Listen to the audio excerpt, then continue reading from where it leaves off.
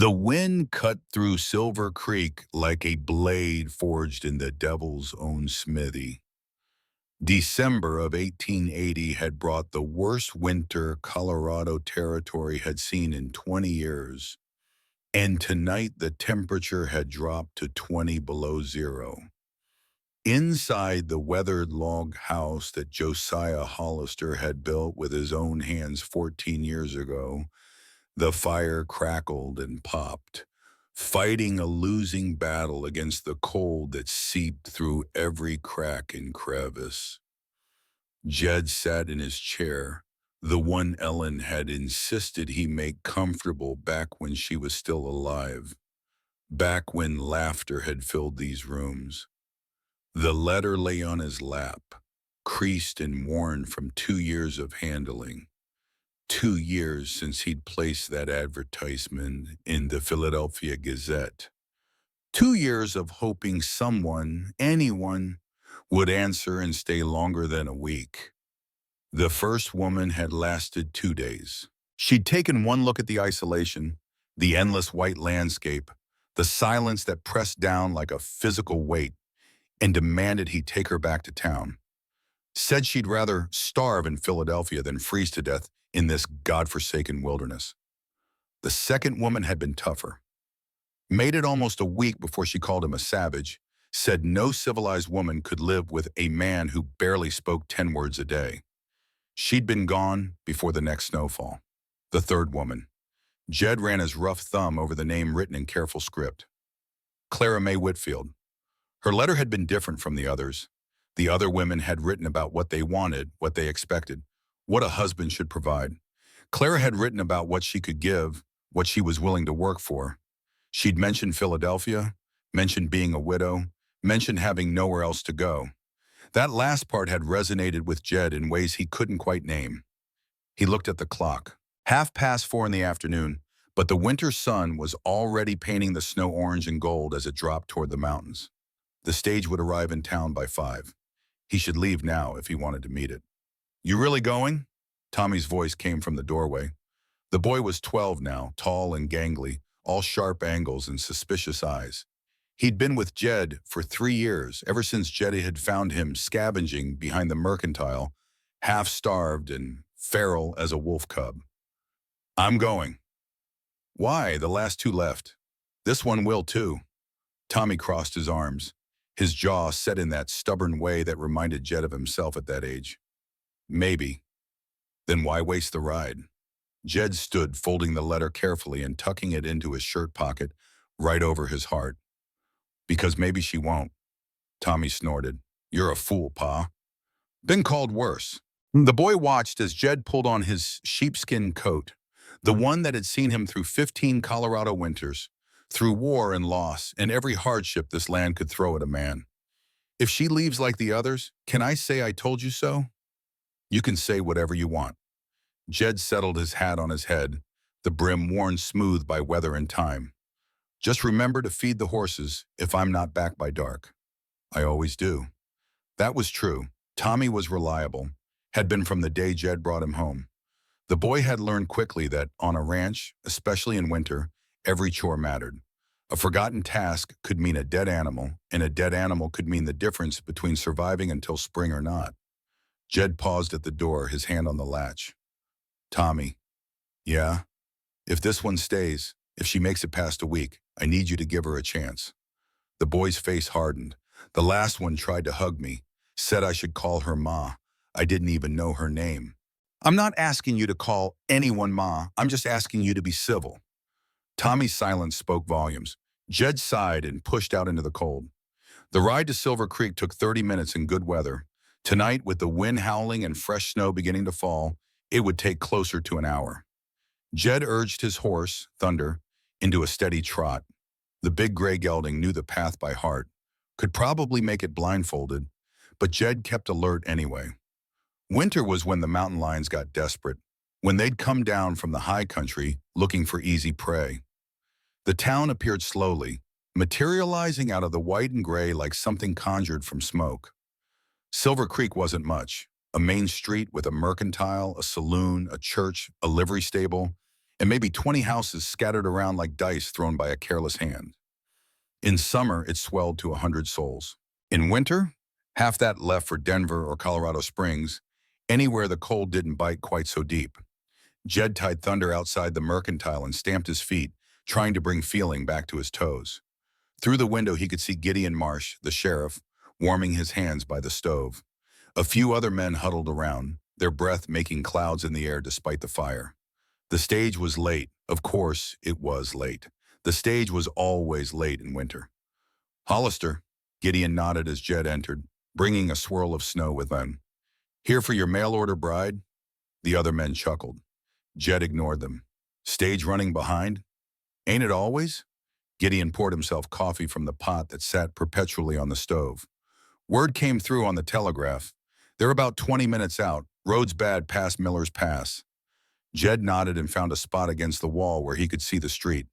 He didn't sit, didn't make small talk.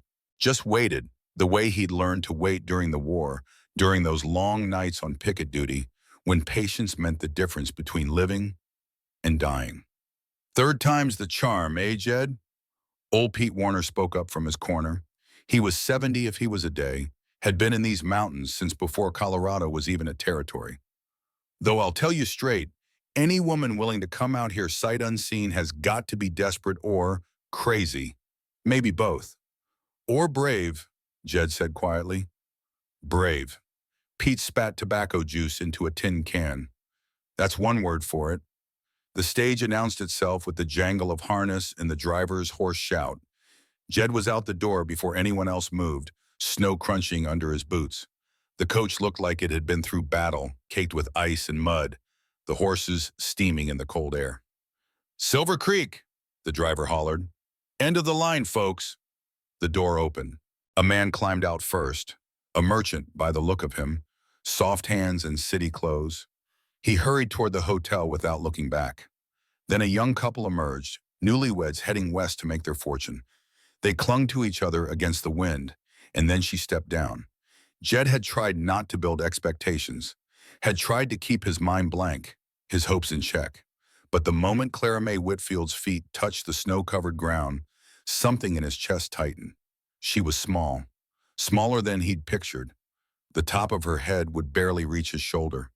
Her dress was thin, city thin, dark blue wool that might keep out a Philadelphia chill, but was useless against Colorado cold. No gloves, no proper coat, just a shawl clutched around her shoulders with white-knuckled fingers. But it was her face that caught him. Pale from cold, yes, but there was something in the set of her jaw, the directness of her gaze as she looked around. That spoke of steel underneath. She wasn't pretty in the conventional way. Her nose was too strong, her mouth too wide. But there was character in that face, the kind that came from surviving things that should have broken her. Their eyes met across the 15 feet of snow that separated them. Jed didn't move, didn't speak, just looked at her, letting her see him fully, letting her make her own assessment. He knew what she saw, a man built like an oak tree, all rough bark and hard knots, gray threading through hair that had once been black, a scar along his jawline from a Confederate saber, hands that were more callous than skin. Nothing soft, nothing gentle, just a man worn down by work and weather and war. She didn't look away, didn't flinch. After a long moment, she picked up a battered trunk and started toward him. Mr. Hollister? Her voice was steadier than he expected, though he could hear the tremor underneath, the cold working its way into her bones. Jed. He closed the distance between them in 3 strides. You're smaller than I pictured. I'm stronger than I look. Something flickered in his eyes. Reckon you'd have to be, coming all this way. He reached for her trunk. She hesitated, then let him take it. Up close, he could see her lips were turning blue, her fingers nearly white where they gripped her shawl. Without a word, he shrugged out of his sheepskin coat and draped it over her shoulders. I can't take your coat, she protested. You can and you will. Won't do me any good if you freeze to death before we reach the ranch. He pulled the coat tight around her, his hands impersonal but firm. Arms through the sleeves. That's it. The coat swallowed her. The hem hung past her knees. The sleeves covered her hands completely. But color was already returning to her face, and she stopped shaking quite so violently. "Thank you." Jed just nodded and headed for where Thunder waited. He secured her trunk behind the saddle, then turned to find Clara standing uncertainly in the snow. "Can you ride?" "Not really. You're about to learn." He swung up onto Thunder's broad back, then reached down. "Give me your hand." She did, and with one smooth motion, he pulled her up in front of him. She gasped as she settled onto the saddle, his arms coming around her to hold the reins. "Hold on to the saddle horn. This is going to be a long, cold ride." They left Silver Creek behind, the town's few lights disappearing into the white. The snow was falling harder now, big flakes that stuck to Clara's dark hair and turned it silver in the fading light. Jed kept Thunder to a walk. The trail was treacherous in the dark, and he had precious cargo now. Precious. The word surprised him. But it was true. This woman had traveled 3,000 miles on faith and 40 cents, had stepped off that stage into a frozen hell without complaint, had looked him in the eye and not found him wanting. That took courage. Real courage. The kind you couldn't fake. "How far?" Clara's voice was muffled by the coat collar she'd pulled up over her mouth and nose. 2 hours in good weather, 3 in this." He felt her stiffen. "There's a blanket in the saddlebag. Reach back and get it. Wrap it around your legs." She did as he instructed, her movements awkward but determined. When she settled back against him, he felt the trembling in her body, the way cold had worked itself deep into her bones. "Tell me about the ranch," she said after a while. "Your letters mention cattle and horses." "Mostly horses now. Cattle are hard in winter up here. Horses are smarter, can dig through snow to find grass. I breed them, train them, sell them come spring." "And the house?" "4 rooms, nothing fancy. I built it myself back in '66 after the war." He paused. "It's solid, keeps the weather out." "Oh, is it lonely?" The question surprised him. Most women asked about amenities, about neighbors, about church services. But Clara had cut straight to the heart of it. "Yes," he said simply. "It's lonely." She was quiet for a long moment. Then, "Good, I've had enough of crowds to last a lifetime." They rode on in silence, the only sounds the crunch of Thunder's hooves in the snow and the wind that never stopped howling. Jed found himself intensely aware of the woman in his arms, the way she fit against his chest, the scent of her hair despite the cold. Something like lavender and soot, an odd combination that somehow worked. "There was a fire," she said suddenly, "in Philadelphia. My husband worked the night shift at a textile factory. I brought him supper. I shouldn't have been there, but I was." Her voice went flat, distant. "The foreman locked the doors, said it kept workers from stealing. When the fire started, Henry went back in for me. He saved me, and he died doing it." Jed tightened his arms around her, just slightly. "I'm sorry. Everyone says that. I'm sorry for your loss. I'm sorry for your pain. But sorry doesn't bring him back. Sorry doesn't pay the debts. Sorry doesn't change the fact that I was burned trying to save him. And now I'm scarred in ways that make people look away. I'm not looking away. You haven't seen the scars yet. When you're ready to show me, I'll be ready to see them." He paused, choosing his words carefully. "I've got scars too, Clara. From the war, from this land, from life. Scars just mean you survived something that should have killed you.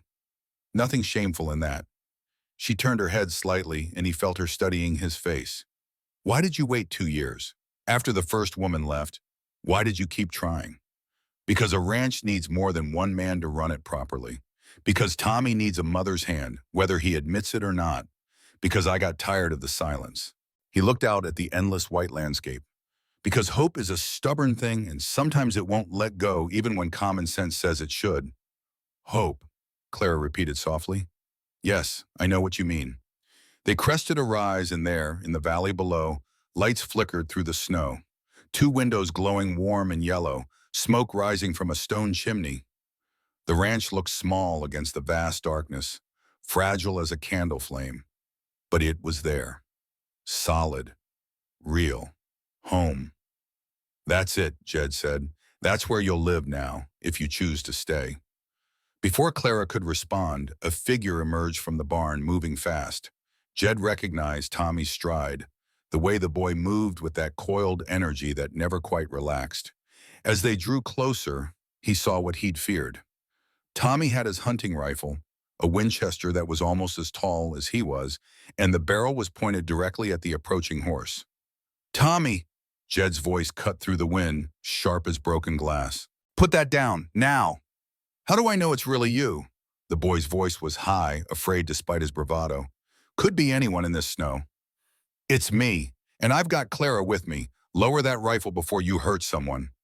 Tommy didn't lower the gun. Instead, he moved closer, his face coming into the light that spilled from the house windows.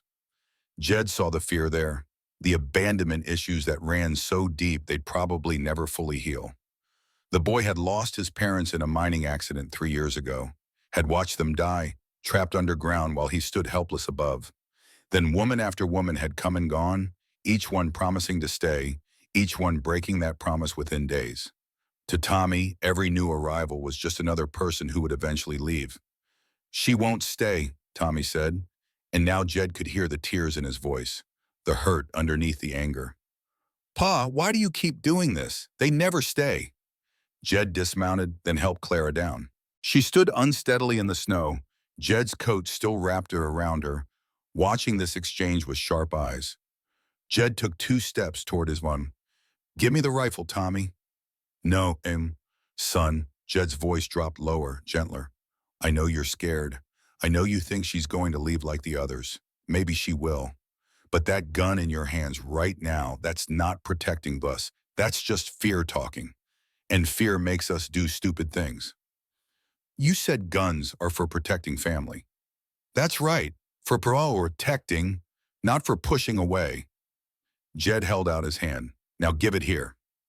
For a long moment, Tommy stood frozen, the rifle barrel wavering. Then, with a sound that might have been a sipim, he thrust the weapon at Jed and spun away. But he didn't go inside. Instead, he stood with his back to them, shoulders shaking, breathing hard. Clara surprised them both. She walked past Jed, still wearing his coat that dragged in the snow, and stopped a few feet from Tommy. She didn't touch him. Didn't try to hug him or comfort him with empty words. She just stood there until the boy finally turned around. "You're right to be cautious," she said, her voice carrying clear despite the wind. "You don't know me. I could be anyone. Could be someone who makes promises she can't keep. Could be someone who runs at the first sign of hardship." She paused. "So I'll make you a deal." Tommy wiped his nose with the back of his hand. "What deal?" "Give me 30 days, 1 month. If I'm still here at the end of it, you give me a fair chance. If I'm not, you can say, 'I told you so,' as loud as you want, to anyone who will listen." 30 days? 30 days. And if I leave before that, I'll admit out loud, in front of everyone, that I was too weak to make it. The boy's eyes narrowed. He was calculating, weighing the offer. "You'll really say that? That you were too weak?"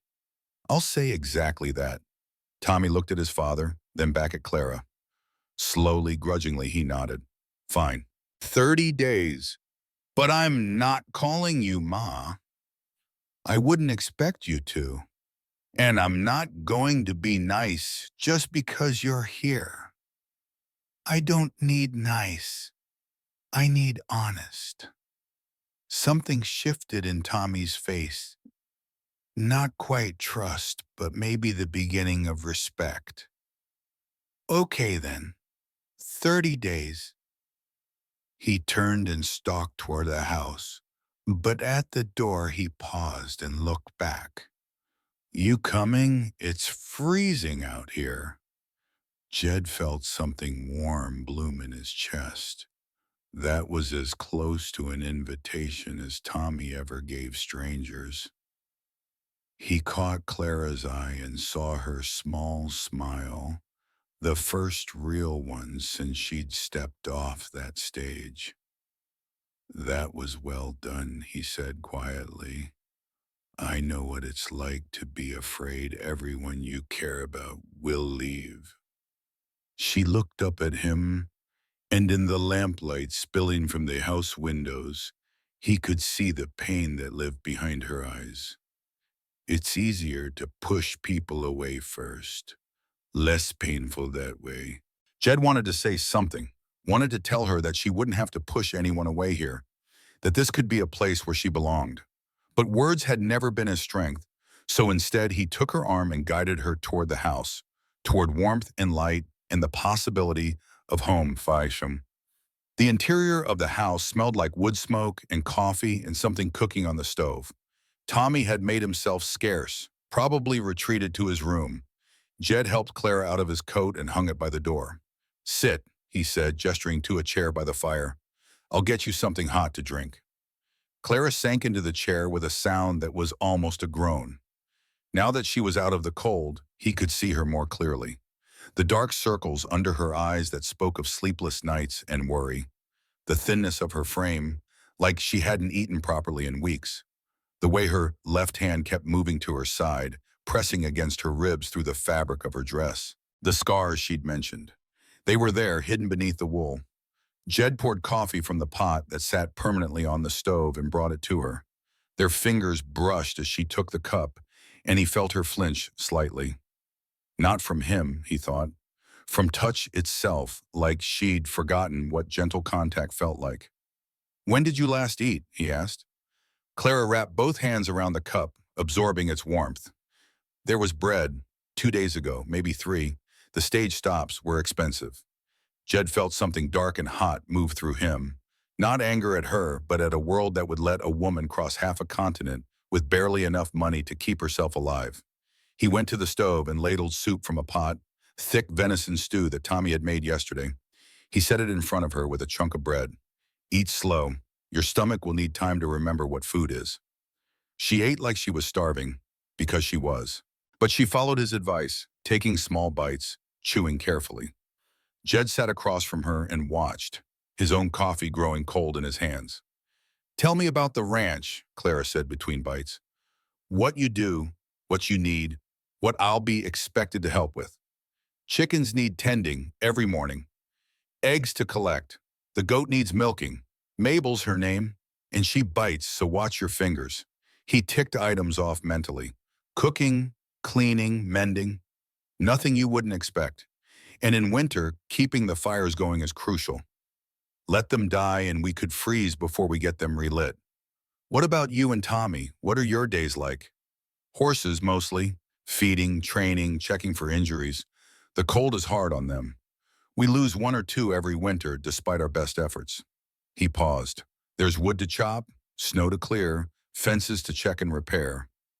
100 things that need doing every single day just to keep this place running. It sounds like hard work." "It is hard work. The hardest you'll ever do." "Good."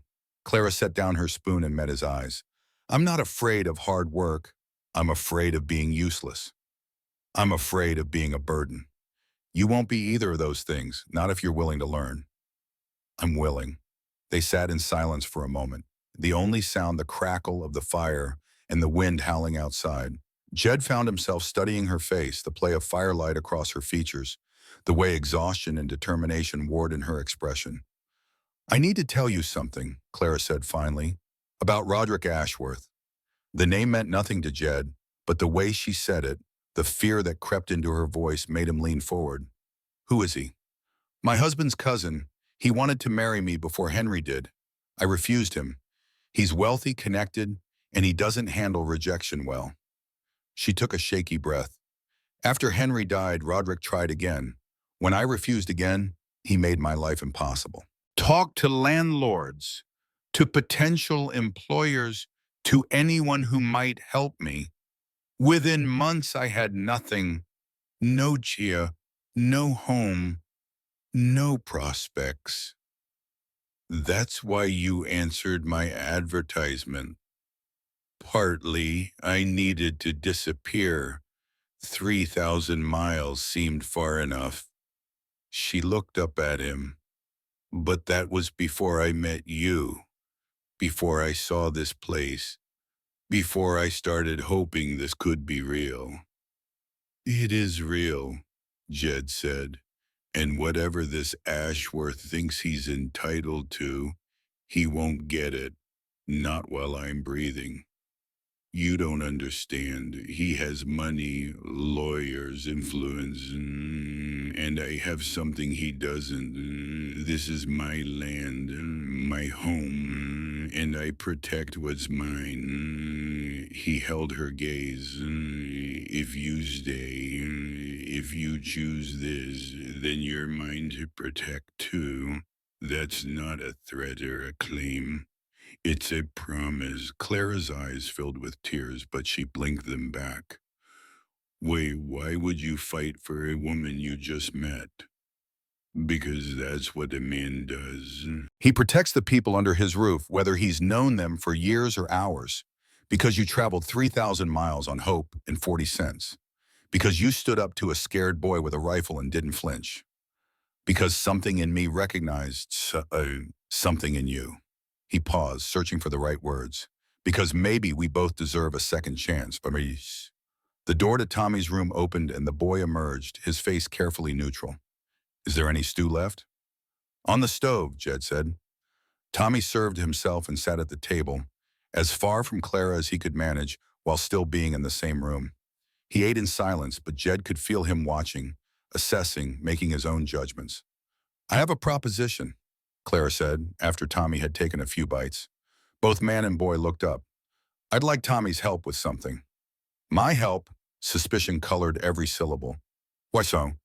Because this is your home, your father's home. You know how things work here, what he likes, what he doesn't. I'm going to make mistakes, probably lots of them. I'd rather have someone tell me what I'm doing wrong instead of letting me stumble around blind. She folded her hands on the table. So here's the deal. You help me learn the ranch, teach me what I need to know, and I'll do my best not to disrupt what you've built here. Tommy chewed slowly, thinking. And what do you get out of it? An ally. Someone who will be straight with me instead of polite. Can you do that? Can you be honest, even when it's hard? The boy set down his spoon. You're strange. I've been called worse. The last woman who came, she tried to make me call her mama right away. Got all weepy when I wouldn't. Left 2 days later. I'm not asking you to call me anything. I'm just asking you to teach me. And the one before that tried to change everything.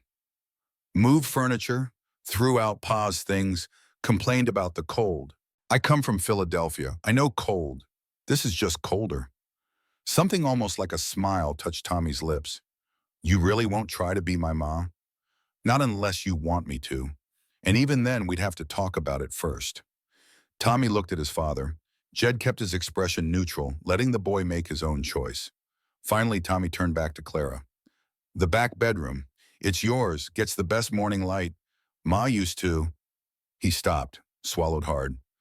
My ma used to sew in there, made quilts. Your mother sewed? Clara's voice was gentle. She made real pretty ones. Pa's got them stored somewhere. Clara glanced at Jed, who gave a slight nod. This was history she was walking into, a family that had been broken long before she arrived. Maybe, she said carefully, when I've earned it, you could show me her work. I'd like to learn about the woman who raised you. Tommy's eyes went bright. He blinked rapidly and shoved more stew into his mouth to avoid answering. But Jed saw the way the boy's shoulders relaxed slightly, the way something that had been wound tight inside him loosened just a fraction. It's late, Jed said. Clara, I'll show you to your room. Tommy, you've got morning chores. I know, Pa. Jed led Clara down the short hallway to the back bedroom. It was small but clean, with a narrow bed covered in a faded quilt, a washstand with basin and pitcher, and a window that faced east toward mountains she couldn't see in the darkness. A single lamp burned on the washstand, casting warm light over simple furniture. It's not much, Jed said. It's more than I had. Clara touched the quilt, wondering whose hands had stitched it. It's perfect. He nodded and turned to leave, but at the doorway he stopped. Clara, yes? Those scars you mentioned, the ones you think are so terrible. He kept his eyes on the floor, the words coming hard. When you're ready to show me, I'll be ready to see them. All of them. And I can promise you this. Now he looked up, met her gaze directly. Whatever I see won't change a single thing about what I think of you. You can't know that. I know what I know. I've seen men torn apart on battlefields. I've seen what fire does to flesh. I've seen scars that would make strong men turn away. His voice was steady, certain. Whatever happened to you, whatever marks it left, all I'm going to see is a woman who survived. And survival is the most beautiful thing there is. Clara felt her throat close. She'd been prepared for pity, for disgust, for polite rejection once he saw the truth. She hadn't been prepared for this quiet acceptance, this absolute certainty that she was worth exactly what she'd always been worth. "Thank you," she whispered. Jed nodded once more and pulled the door half closed behind him. Clara stood in the center of the room, listening to his footsteps retreat down the hall, listening to the low murmur of voices as he spoke to Tommy, listening to the wind that never stopped howling.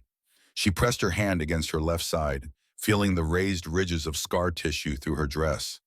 The fire had taken so much from her. Her husband, her home, her sense of safety in the world.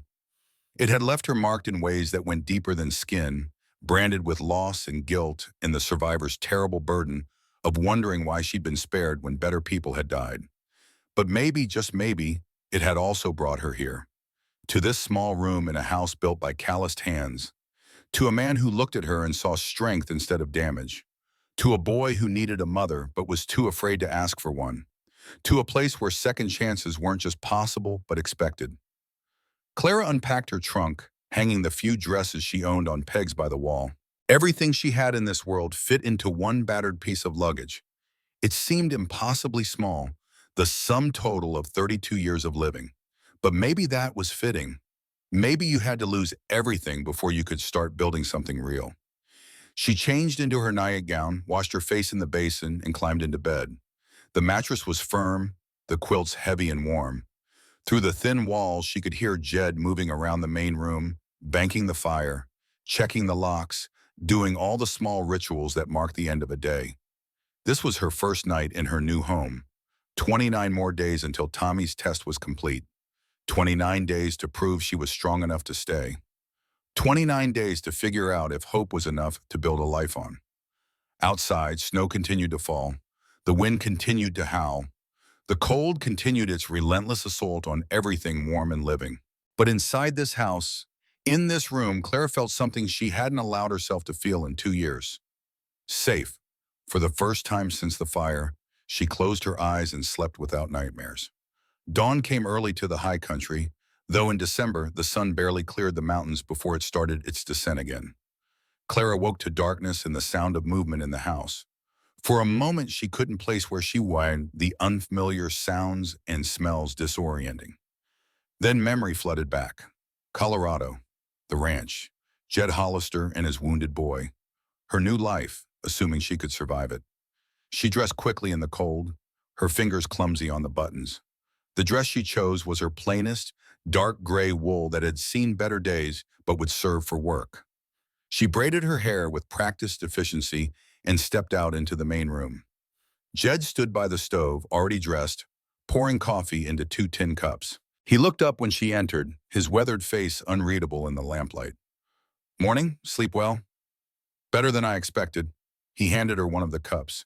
"Tommy's still asleep. We let him rest until 6 on winter mornings. Not much point in starting earlier when the sun doesn't rise until 7. He moved to the door and pulled on his coat. "But the animals don't care what temp it is, they need tending." Clara set down her coffee and reached for her thin shawl. "Not that."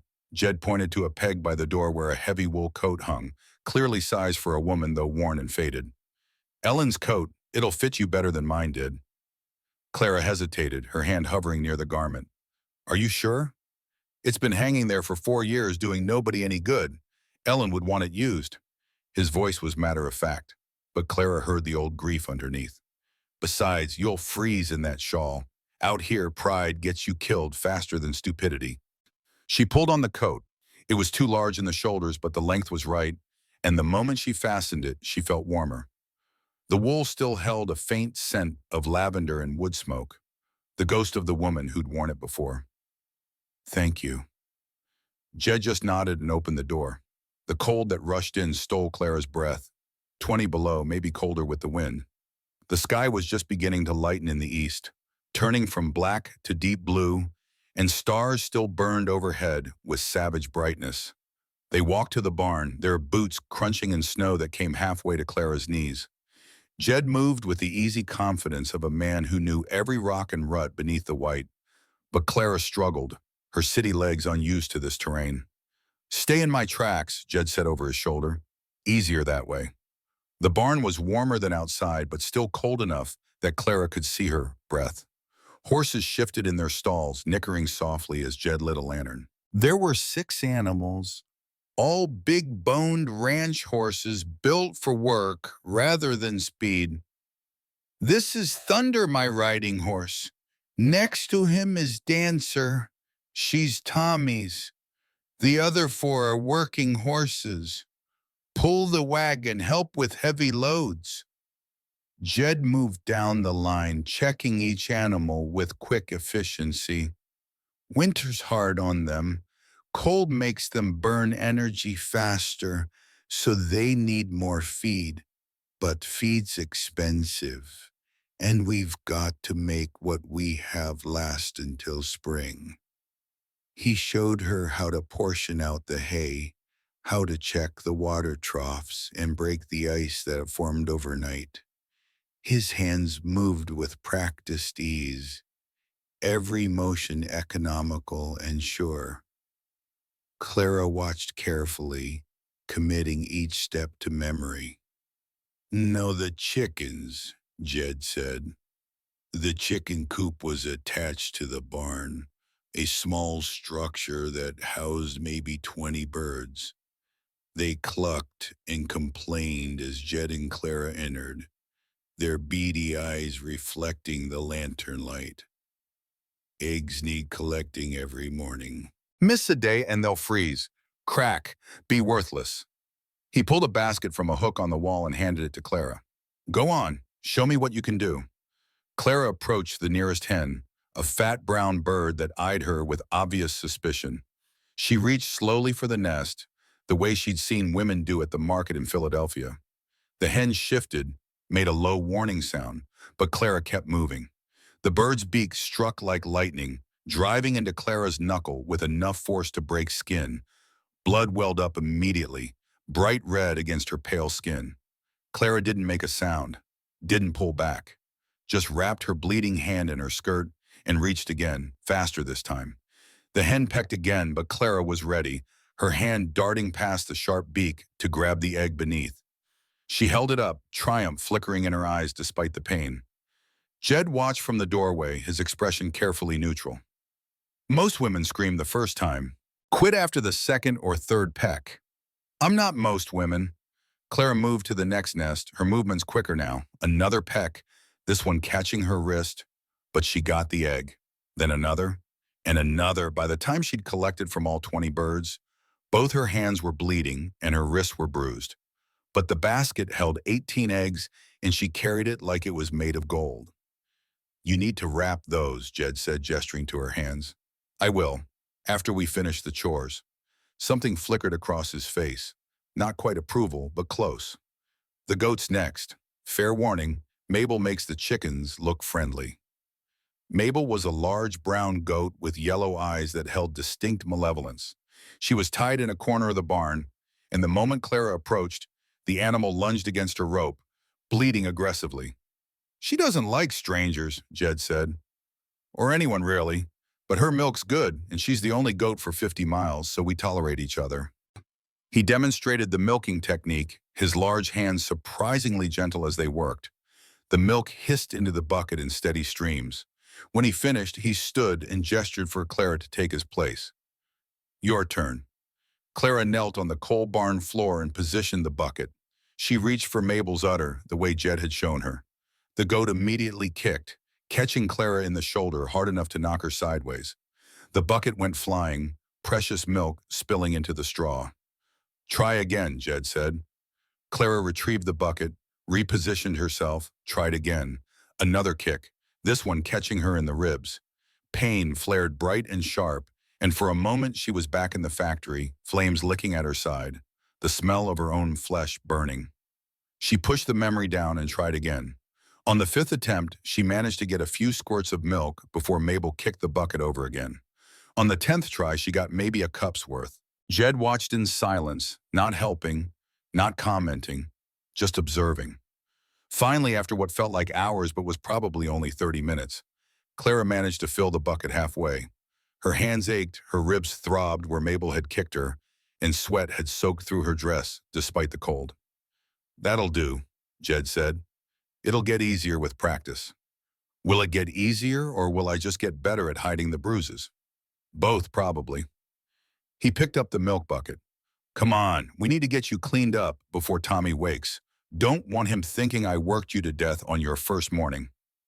Back in the house, Jed heated water and produced a small tin of salve that smelled like pine and something medicinal. He gestured for Clara to sit at the table, then took her bleeding hands in his. His touch was impersonal, but gentle as he cleaned the wounds, his calloused fingers surprisingly deft. Clara watched his face as he worked, the deep concentration, the slight furrow between his brows. This close, she could see every line the sun and wind had carved, every scar that marked his skin. "You didn't have to keep going," he said quietly. "After the first few pecks, most people quit. If I quit every time something hurt me, I'd never do anything." Jed looked up then, meeting her eyes. "That how you survived the fire? Just kept going, no matter how much it hurt?" Clara's throat tightened. "Something like that." He finished bandaging her hands and released them. "You did good today. Better than good. You proved something important." "What's that?" "That you're not afraid of work, that you don't quit when things get hard." He stood and moved to the stove, pouring fresh coffee. "That you might actually last the 30 days. Is that a vote of confidence or a warning?" "Both." The door to Tommy's room opened and the boy emerged, rubbing sleep from his eyes. He stopped when he saw Clara's bandaged hands. "What happened to you?" "I met the chickens and Mabel." Tommy's eyes widened slightly. "You milked Mabel? On your first day?" "She wasn't impressed with my technique." "Nobody impresses Mabel."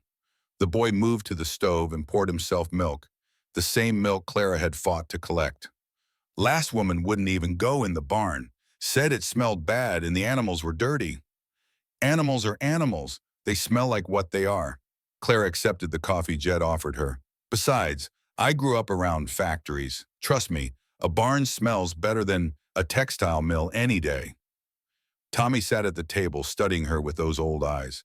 "Pa says we're supposed to show you around today. Teach you how things work. If you're willing." "I'm willing, but I'm not going to make it easy. I wouldn't respect you if you did." They finished breakfast in relative silence, then bundled up for the day's work. Tommy led Clara around the ranch, pointing out landmarks and explaining systems with the practiced efficiency of someone who'd learned young that knowledge was survival. "This is the wood pile. Never let it get below this line." He pointed to a mark carved into the barn wall. "Below that and you risk running out before spring. And if you run out, you freeze." He showed her the root cellar where potatoes and carrots and turnips were stored in sand. The smokehouse where venison and elk hung curing. The water pump that had to be worked carefully in winter or the mechanism would freeze and crack. "The hardest part is the isolation," Tommy said, as they walked the fence line, checking for damage. "In summer, you can ride to town in an hour. In winter, sometimes the snow gets so deep you can't leave for weeks. You gotta have everything you need already here, because there's no running to the store." "What happens if someone gets sick or hurt badly?" "Widow Tucker lives 3 miles east. She's the closest thing to a doctor we've got. But if the weather's bad, she can't get here and we can't get to her." He glanced at her. "You scared yet?" "Terrified. But I was terrified when I got on that stage in Philadelphia, too. Being scared doesn't change what needs doing." Tommy was quiet for a moment. "You're different than the others." "How so?" "They wanted Pa to take care of them. You seem like you want to take care of yourself." "I want both. I want to be able to stand on my own feet, but I also want someone to stand beside me when things get hard." She looked at the boy walking next to her, this child who'd seen too much death too young. "You understand that, don't you? Wanting to be strong, but also wanting someone to lean on sometimes." Tommy's face shuddered closed. "I don't need anyone." "Everyone needs someone. Pretending you don't just makes you lonely." Better lonely than left behind again. Clara stopped walking, turned to face him fully. Tommy, I can't promise I'll never leave. Nobody can promise that. Life happens. People die. Circumstances change. But I can promise that if I do leave, it won't be because you weren't worth staying for. The boy's eyes went bright with tears he refused to shed. That's what they all say. No, the others promised they'd stay forever. I'm promising something different. I'm promising that if I go, it'll be because something bigger than both of us made it impossible to stay. Not because you scared me away or weren't good enough or any of the other things you're afraid of. Tommy turned away, wiping roughly at his face. We should keep moving. Got a lot more to show you. They walked in silence for a while, following the fence line through snow that sparkled in the weak winter sun. Clara's legs ached from the unaccustomed exercise. Her hands throbbed under their bandages, and cold had worked its way so deep into her bones, she wondered if she'd ever be warm again. But she was alive. She was moving forward. She was building something. That had to count for something. They were halfway back to the house when Clara saw them. Wolf tracks, clear as day in the fresh snow, circling the chicken coop from the night before. She stopped, her heart suddenly pounding. Tommy, look. The boy knelt by the tracks, his face going serious. Wolves, big ones too. He stood quickly. We need to tell Pa now. They ran back to the house where Jed was working on a harness, his hands steady as he stitched leather. He looked up at their approach, immediately reading the urgency in their faces. Wolves, Tommy said breathlessly, by the chicken coop. Fresh tracks from last night. Jed set aside his work and reached for his rifle, a well-worn Winchester that hung above the door. Show me. They returned to the tracks. Jed knelt, studying them with the practiced eye of a man who'd spent 20 years reading the language of the wilderness. His face was grim when he stood. 3 of them, maybe 4. They're getting desperate, coming this close to the house. He looked at Tommy. We need to set up an alarm system. Something that'll wake us if they try for the chickens again. I know how, Tommy said. Moses Whitehorse showed me once, before he died. Moses Whitehorse? Clara asked. Old trapper, Jed explained. Used this land as a base camp while I was away during the war. Taught Tommy a lot before he passed 3 years back. His daughter Margaret lives in Denver now, married to some banker. Tommy was already moving, gathering materials. Steel wire from the barn, bells from the tack room, wooden stakes to pound into the frozen ground. Clara watched as he and Jed worked together with the easy coordination of long practice, stringing wire in a perimeter around the vulnerable buildings, hanging bells at strategic points. Anything touches these wires, the bells ring, Tommy explained as they worked. Gives us warning, time to grab weapons, and get outside before the wolves can do damage. What do we do if they come? Clara asked. Shoot them, Jed said simply. It's them or our livestock, and we need the livestock to survive winter. Clara had never fired a gun in her life. In Philadelphia, women didn't handle weapons, but she wasn't in Philadelphia anymore, and the rules were different here. Survival made its own rules. Will you teach me? The question came out before she'd fully thought it through. To shoot, I mean. Jed stopped what he was doing and turned to look at her. Tommy did the same. For a moment, neither of them spoke, just stared at this city woman asking to learn skills most men took for granted. You sure about that? Jed asked finally. No, but I'm sure I don't want to be helpless if something happens.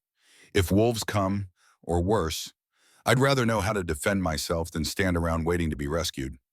Jed exchanged a glance with Tommy. Something passed between them. Some silent communication that Clara couldn't quite read. Then Jed nodded. All right, after supper tonight, we'll start with basics. How to hold a rifle, how to aim, how to respect what a weapon can do. His voice was serious. But understand this, Clara. A gun is a tool, same as an axe or a hammer. Useful when used right, deadly when used wrong. You sure you're ready for that responsibility? I survived a fire that killed my husband. I think I can handle a rifle. Fire don't have a trigger, but there was something like approval in his eyes as he said it. They finished setting up the alarm system as the short winter day began to fade. By the time they returned to the house, Clara was exhausted in ways she'd never experienced. Physical work was different from factory work. This was full body weariness, the kind that came from using muscles she didn't know she had. But there was satisfaction in it too. She'd collected eggs despite bleeding hands. She'd milked a goat that kicked like a mule. She'd walked fence lines and learned about survival and asked to be taught how to protect herself. One day down, 29 to go, supper was venison stew and biscuits, simple but filling. They ate in companionable silence, the day's work having created a strange kind of camaraderie.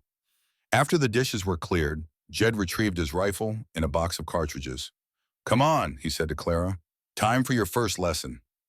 They walked out into the gathering dark, Tommy trailing behind with a lantern. Jed set up targets against the barn, old tin cans that glinted in the lamplight. Then he turned to Clara. "First rule, never point a gun at anything you don't intend to kill. Not as a joke, not as a threat, not for any reason. You understand?" "I understand."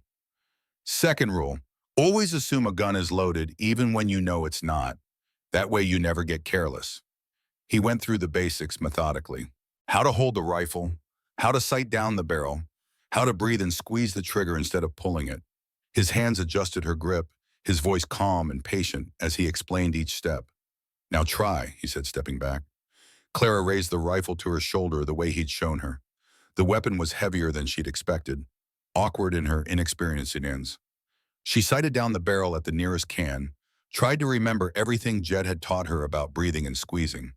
The shot cracked through the night, impossibly loud. The rifle kicked against her shoulder hard enough to bruise, and the can sat exactly where it had been, untouched. "Again," Jed said. She tried again. And again. By the 10th shot, her shoulder ached and her ears rang, and she still hadn't hit a single target. Frustration built in her chest, hot and familiar. "I can't do this."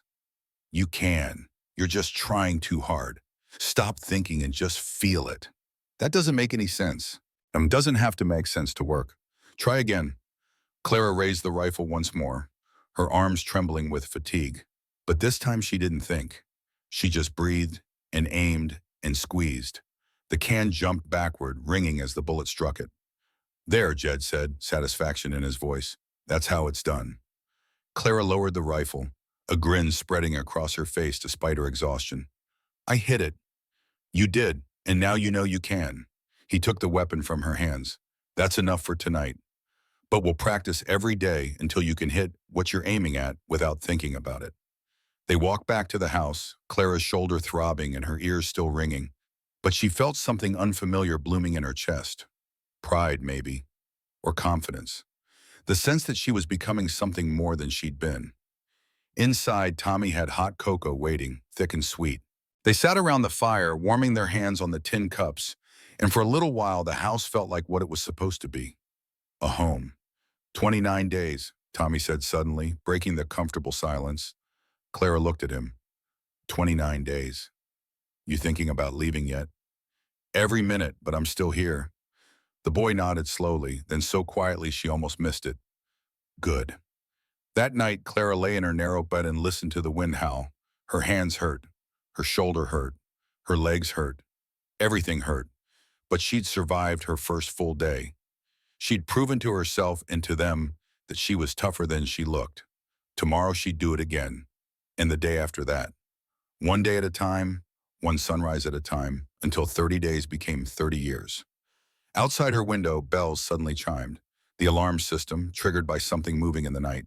Clara heard Jed's door open, heard his footsteps quick and quiet, heard the metallic sound of a rifle being loaded.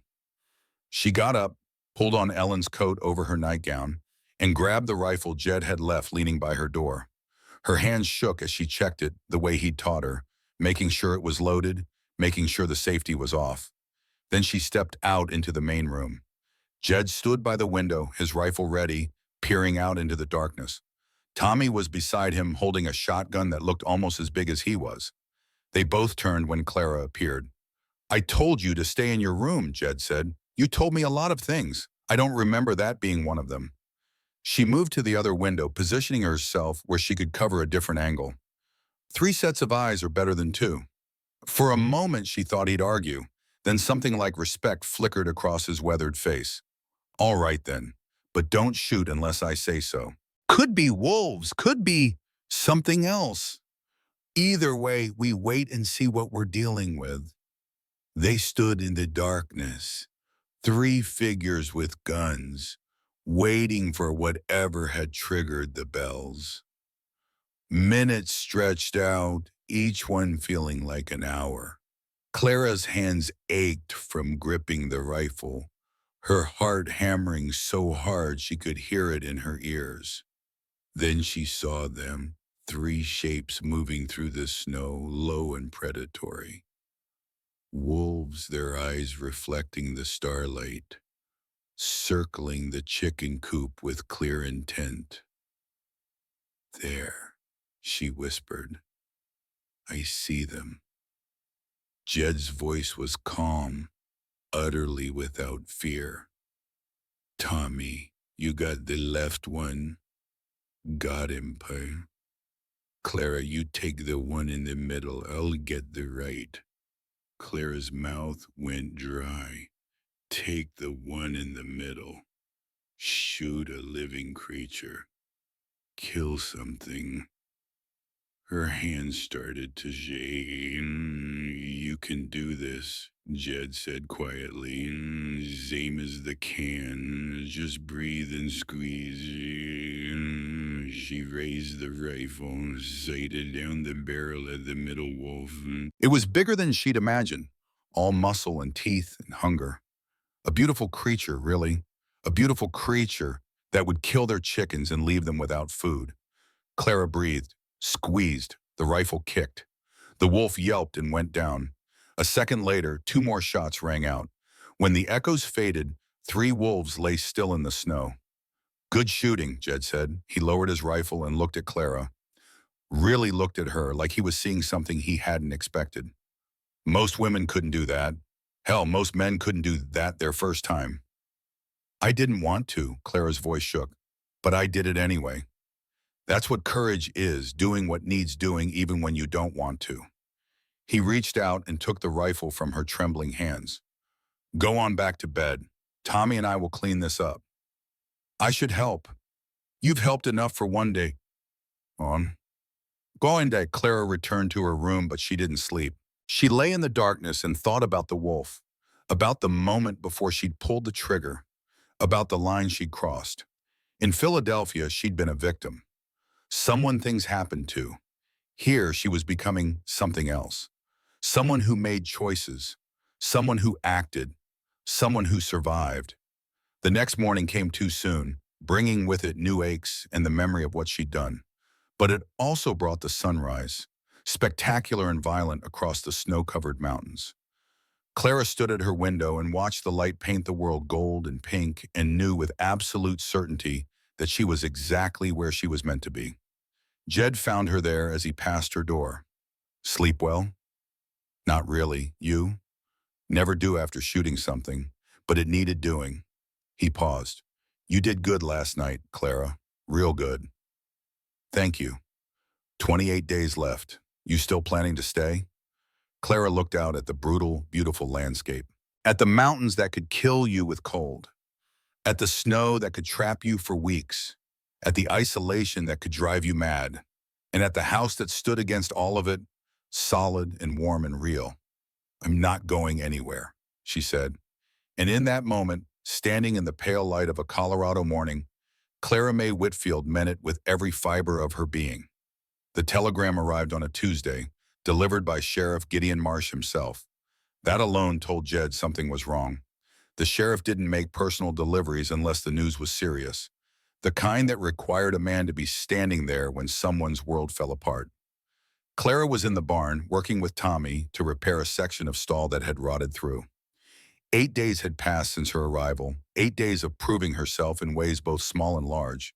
Her hands had toughened, the bandages coming off to reveal calluses forming where soft skin had been. She could milk Mabel now without getting kicked more than once or twice, could collect eggs with only minimal bloodshed, could shoot a rifle well enough to hit what she aimed at most of the time. 8 days and she was starting to believe she might actually make it the full 30. Jed saw the sheriff's horse coming up the valley road and felt his gut tighten. Nothing good came on a Tuesday afternoon. He set down the harness he'd been mending and walked out to meet Gideon, snow crunching under his boots. Jed, the sheriff dismounted, his weathered face grave. He held an envelope in his gloved hand. Got something for you. Came through on the telegraph this morning from Philadelphia. Philadelphia, Clara's city, the place she'd run from. Jed took the envelope, turned it over. Official looking, with a law firm's name embossed on the back. Whitmore and Associates, attorneys at law. His throat went tight. You want me to stay while you read it? Gideon asked. No, but I appreciate the offer. The sheriff nodded and remounted. Jed, whatever that says, whatever trouble's coming, you know where to find me if you need help. I know. After Gideon rode away, Jed stood in the cold and stared at the envelope. Part of him wanted to burn it unopened, to pretend it had never arrived. But that was coward's thinking. And whatever else Josiah Hollister was, he wasn't a coward. He opened it. The letter inside was written in the precise, bloodless language of lawyers. But the meaning was clear enough. A man named Roderick Ashworth had contacted the firm, claiming to be the legal guardian of one Clara Mae Whitfield. He'd provided documentation showing that Clara had been declared mentally unstable following her husband's death, that she'd fled Philadelphia without proper authorization, that he had every legal right to bring her back. The letter went on to say that Mr. Ashworth would be arriving in Silver Creek within the week to collect his ward, that any attempt to interfere would result in legal action, that Colorado territorial law recognized guardianship papers from other states, and there was nothing anyone could do to stop him. Jed read it twice, his hands steady but his heart hammering. Then he folded it carefully and walked toward the barn. Clara looked up when he entered, her face bright with accomplishment. She and Tommy had finished the repair, and she was covered in sawdust and cobwebs but smiling. That smile died when she saw Jed's expression. What happened? Tommy, go check the fence line on the north pasture. The boy looked between them, reading the tension in the air. But I just checked it yesterday. Check it again. Tommy knew better than to argue when Jed used that tone. He grabbed his coat and left, shooting worried glances over his shoulder. When they were alone, Jed handed Clara the letter. He watched her face as she read, watched the color drain from her cheeks, watched her hands begin to shake. When she finished, she looked up at him with eyes full of old fear. He found me. Seems like it. I should leave.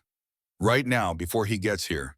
I'll pack my things and you'll do no such thing. Jed's voice was hard as iron. You're not running again. You don't understand what he's capable of. The things he did in Philadelphia, the way he destroyed my life piece by piece. Her voice rose, panic creeping in. He has lawyers, Jed. Money, influence.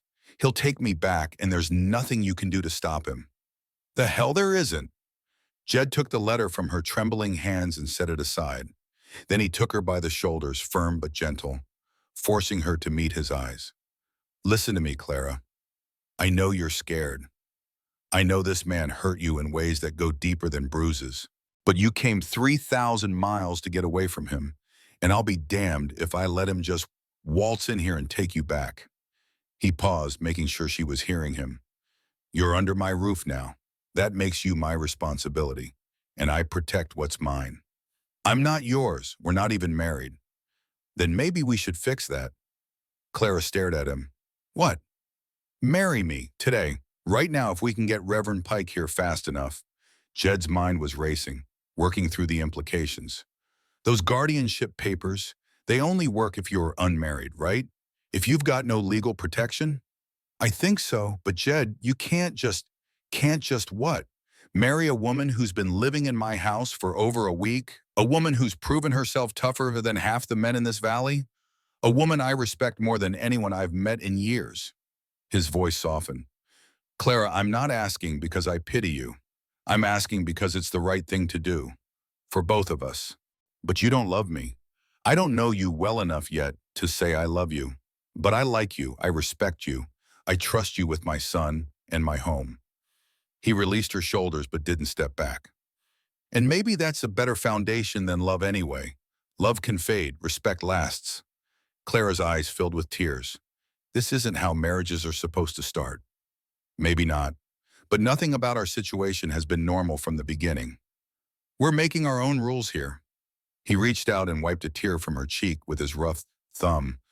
The question is, are you willing to take a chance on me, on this life, or are you going to run again? I don't want to run. Then don't. Stay. Fight. Let me stand beside you when this Ashworth comes. Jed paused. Let me be your husband, at least on paper, at least until we figure out if we can make it real. Clara looked around the barn, at the stalls she'd helped repair, at the tools she'd learned to use, at the life she'd been building, piece by careful piece. Then she looked back at Jed, this quiet, strong man who'd given her a chance when she had nothing. All right, she whispered, I'll marry you. Something passed between them in that moment, something that felt like a promise but deeper. Not love, not yet, but the possibility of love, the foundation on which love could be built. Good. Jed stepped back, his expression businesslike now that the decision was made. I'll ride to town, talk to Reverend Pike, see if he can come out tomorrow. That gives us time to prepare, to make sure everything's legal and binding. What about Tommy? What about him? Shouldn't we ask him first? This affects his life too. Jed considered that. You're right, we should tell him together. They found Tommy at the north fence line, exactly where Jed had sent him, though the boy was clearly more interested in whatever was happening at the house than any fence repair. He turned when they approached, his young face anxious. Is she leaving? The question burst out before he could stop it. Did that letter say she has to go? No. Jed put a hand on the boy's shoulder. She's not leaving, but we need to tell you something. Clara and I are getting married. Tomorrow, if Reverend Pike can make it out here. Tommy's eyes went wide. Married? But you barely know each other. We know each other well enough to know we want to keep knowing each other. Jed crouched down so he was eye level with the boy. Tommy, this doesn't mean Clara's trying to replace your ma. Nobody could do that, but it does mean she's going to be part of this family officially. You understand? Is it because of that letter? Because someone's trying to take her away? Partly. But also because it's the right thing to do. Jed looked at Clara, then back at his son. I need to know you're all right with this. If you're not, if you need more time, we'll figure something else out. Tommy was quiet for a long moment, his jaw working as he thought. Finally he spoke, his voice small. Will she stay? After you're married, will she stay for real? Clara knelt beside Jed, bringing herself down to Tommy's level. I can't promise forever, Tommy. Nobody can. But I can promise I'm not leaving because I want to. I'm not leaving because you're difficult or this life is hard. If something takes me away, it'll be something bigger than my choice. Like death? Like death, or the law, or circumstances neither of us can control. She reached out and took his hand, but I'm going to fight like hell to stay. That I can promise. Tommy looked at their joined hands, then up at Clara's face. Something shifted in his expression, some last wall coming down. Okay then, you can marry Pa. He paused. But I'm still not calling you Ma. I wouldn't expect you to. Maybe Clara Ma, though. That's what I've been thinking in my head. Is that okay? Clara felt her throat close. That's more than okay. Tommy pulled his hand free and scrubbed at his face. This is stupid. I'm not crying. Course not, Jed said, though his own voice was rough. Just the cold making your eyes water. Yeah, the cold. Tommy sniffed and straightened his shoulders. So when's Reverend Pike coming? Tomorrow if he can, day after if he can't. Jed stood, offering Clara a hand up, which means we've got work to do. A wedding needs preparing, even a quick one. They spent the rest of the day in a flurry of activity.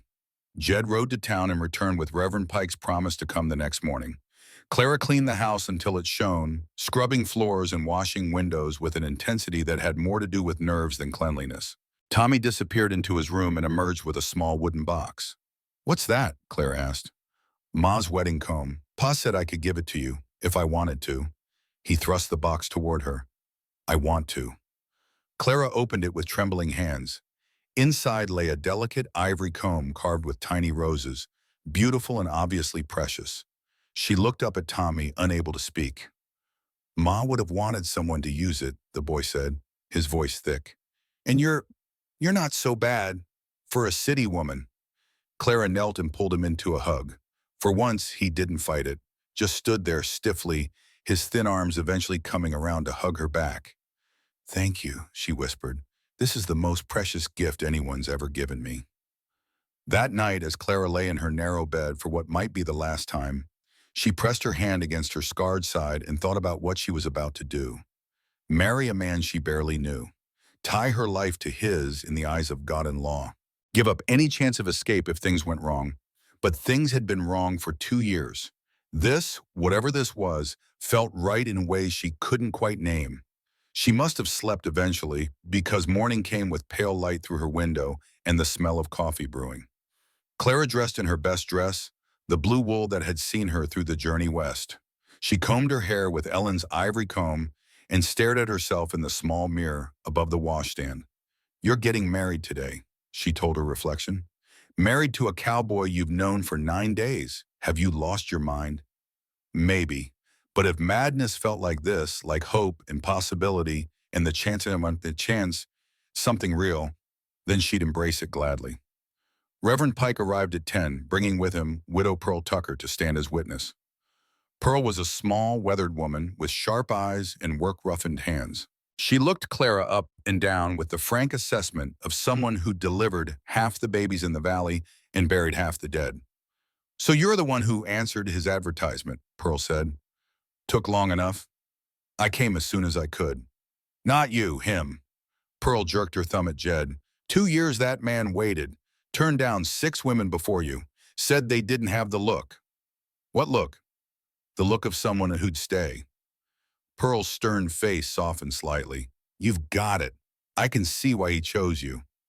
He didn't choose me. I answered his advertisement. Child, that man's been praying for you before you even knew he existed.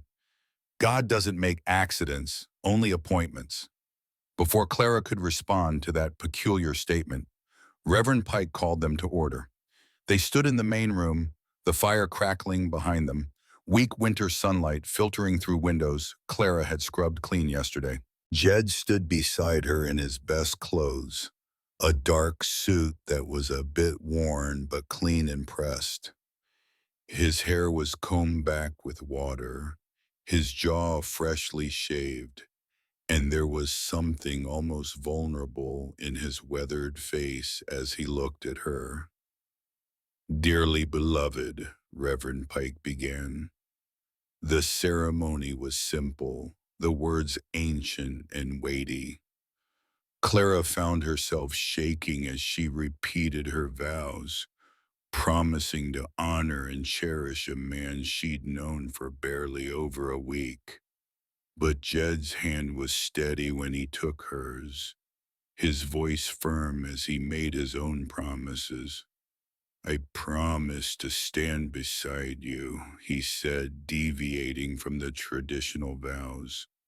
In storm and in sunshine, in sickness and in health, in poverty and in plenty. He paused, his eyes holding hers. I promise to protect you, to provide for you, to respect you as my equal and my partner, to never raise my hand or my voice in anger, to build with you, not over you, for as long as there's breath in my body. Clara's throat closed. She'd expected legal words, functional promises, but this was real. This was a man making a covenant, binding himself to her with the full weight of his honor behind it. I promise to stand beside you, she echoed, her voice barely above a whisper. To work with these hands, to learn what you teach, to become the woman this life needs me to be. She swallowed hard. To trust you when fear tells me not to stay when running would be easier, to build a life worthy of the faith you've placed in me, for as long as God gives us together." Reverend Pike pronounced them man and wife. Jed leaned in and kissed her, chaste and gentle, a kiss that spoke of beginnings rather than passion. When he pulled back, his eyes were bright. "Mrs. Hollister," he said softly. "Mr. Hollister." Tommy made a gagging noise from where he stood beside Pearl. "You two are disgusting." "You'll understand when you're older," Pearl said, swatting at him. "I better not." That looked awful. They signed the marriage certificate, Pearl and Reverend Pike adding their signatures as witnesses. It was done. Legal. Binding. Clara was no longer Clara Mae Whitfield, widow and victim. She was Clara Hollister, wife and partner, and whatever else she chose to become. After the Reverend and Pearl left, promising to file the certificate in town that very day, the three of them stood in the suddenly quiet house. Jed looked at Clara, then at Tommy, then back at Clara. "Well," he said, "suppose we should celebrate somehow." "I made cake," Tommy announced. "It's probably terrible, but I tried." It was terrible, dry as sawdust and sweet enough to hurt teeth. But they ate it anyway, sitting around the table like the family they were now officially claiming to be. And Clara found herself laughing, really laughing for the first time in 2 years. 3 days later, Roderick Ashworth arrived. Clara was collecting eggs when she heard the horses, multiple horses, moving fast. Her heart seized in her chest. She dropped the basket, eggs shattering on the frozen ground, and ran for the house. "Jed!" He was already moving, grabbing his rifle from above the door. Tommy appeared from his room, his young face pale but determined.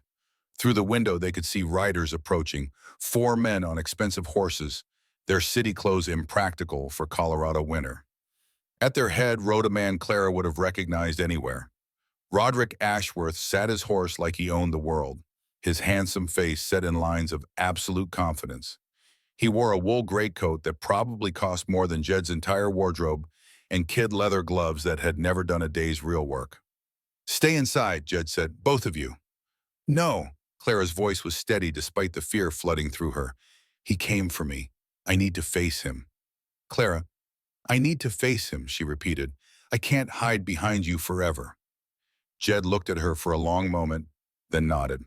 "All right, but I'm right beside you. And if he tries anything at all, I'm putting him down." They stepped out onto the porch together, Jed's rifle held loose but ready. The riders pulled to a stop 20 feet away, their horses blowing steam in the cold air. Roderick dismounted with practiced grace and walked forward, his boots crunching in the snow. "Mr. Hollister, I presume." His voice was cultured, Eastern, with just a hint of condescension. "I believe you have something that belongs to me." "I don't have anything of yours."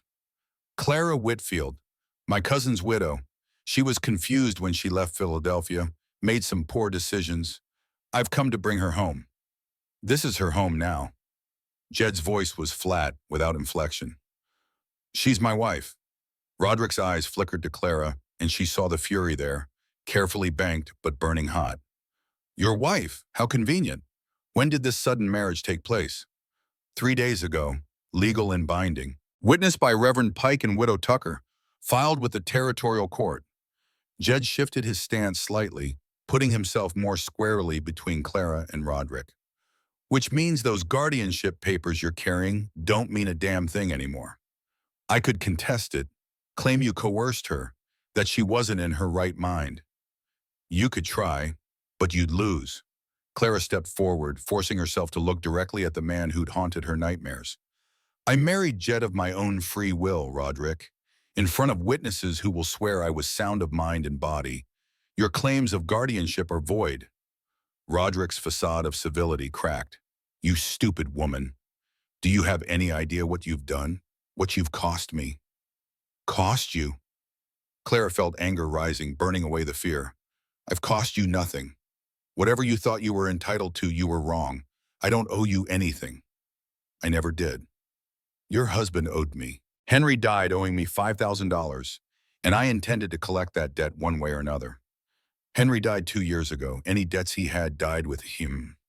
Not under Pennsylvania law. His widow inherits all assets and all liabilities." Roderick's smile was sharp as a knife, including his gambling debts to me. Clara felt the ground shift under her feet. Henry didn't gamble. Oh, but he did. Every Friday night for 3 years, losing more than he could afford, borrowing from me to cover his losses. Roderick pulled a folded paper from his coat. I have the notes right here. All properly witnessed and notarized. $5,000. Now your responsibility. Jed took the paper and read it, his face unreadable. When he looked up, his eyes were hard as flint. These notes are dated. The last one is from 3 weeks before Henry Whitfield died. So? So Pennsylvania law says debts more than 6 months old are unenforceable against a widow's estate. These are 2 years old. They're worthless. Jed handed the paper back. You've got nothing, Ashworth. No legal claim, no debt to collect, no reason to be on my land. For a moment, Roderick stood frozen, his carefully constructed plans crumbling around him. Then his eyes narrowed, and Clara saw something dangerous flash across his face. You think you've won? His voice dropped, became something colder. You think I came all this way just to turn around empty-handed? He looked past Jed to the ranch buildings, the barn, the house. Interesting property you have here, Hollister. Quite substantial. I wonder if your land claims are as ironclad as you seem to think. Jed went very still.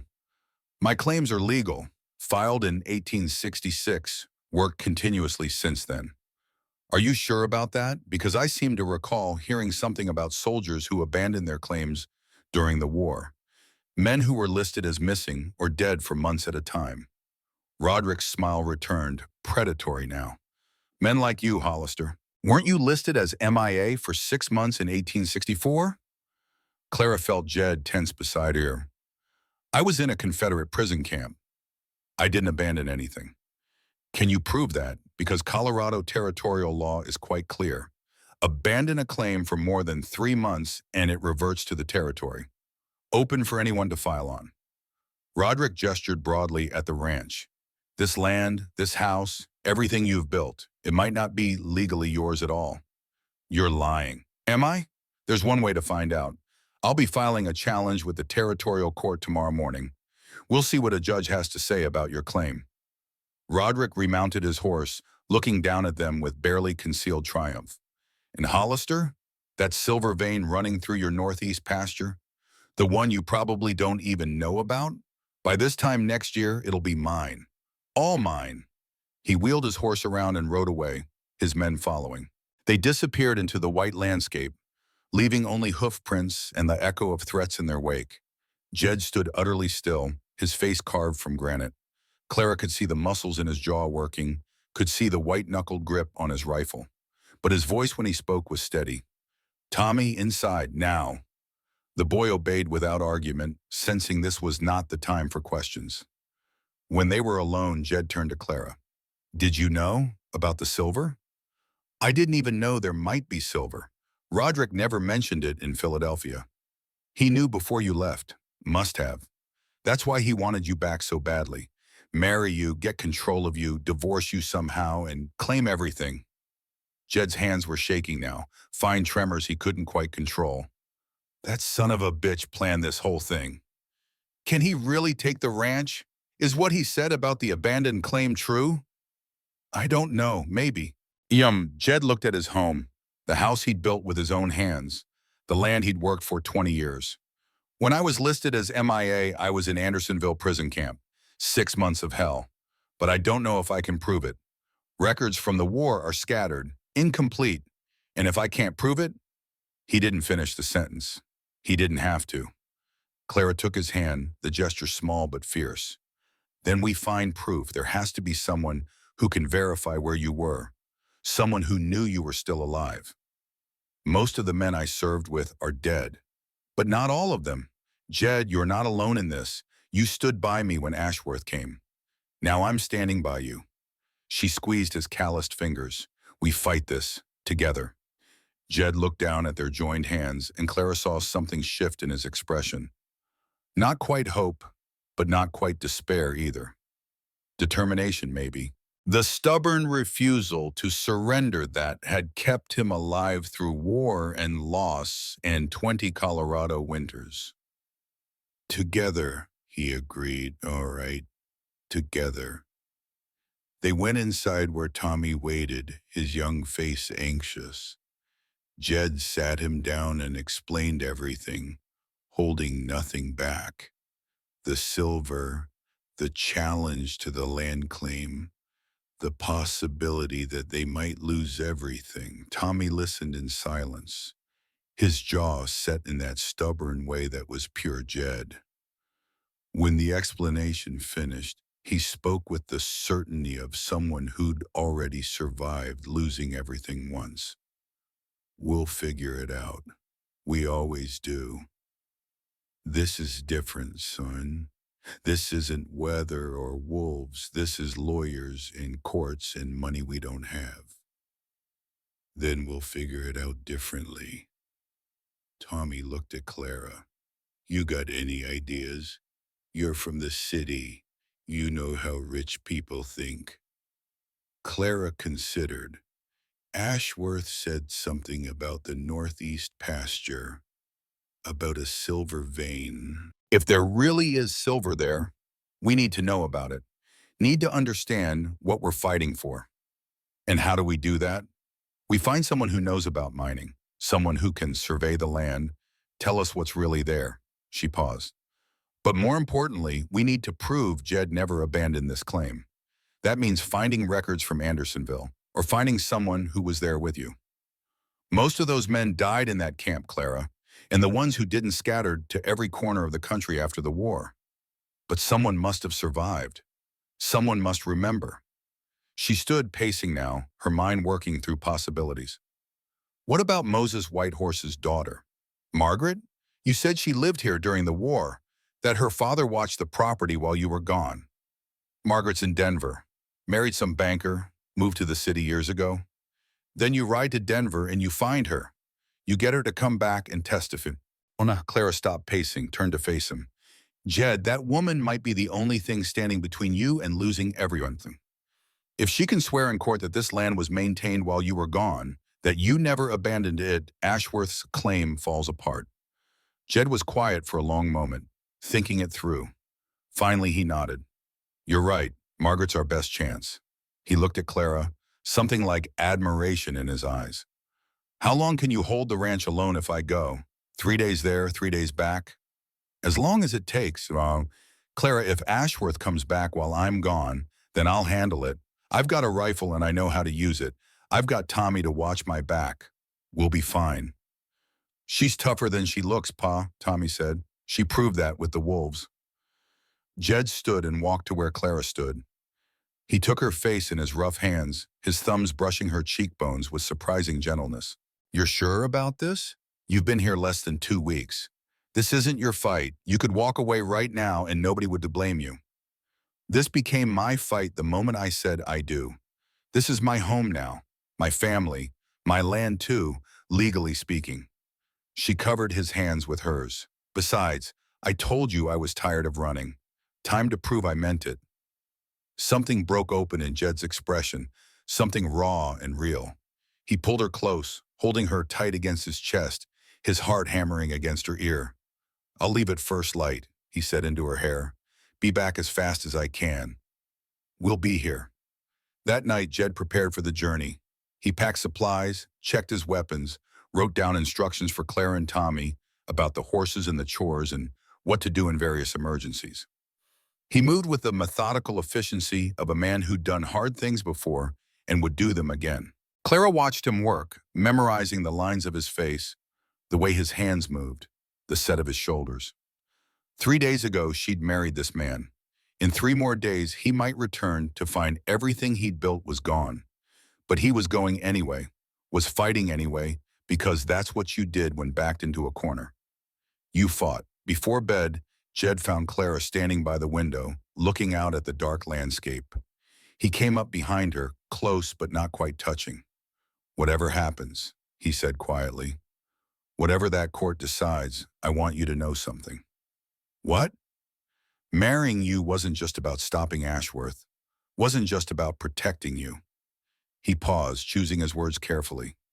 You fit here, Clara, in this house, in this life, with me and Tommy, and whatever comes next, I'm glad you're here to face it with us.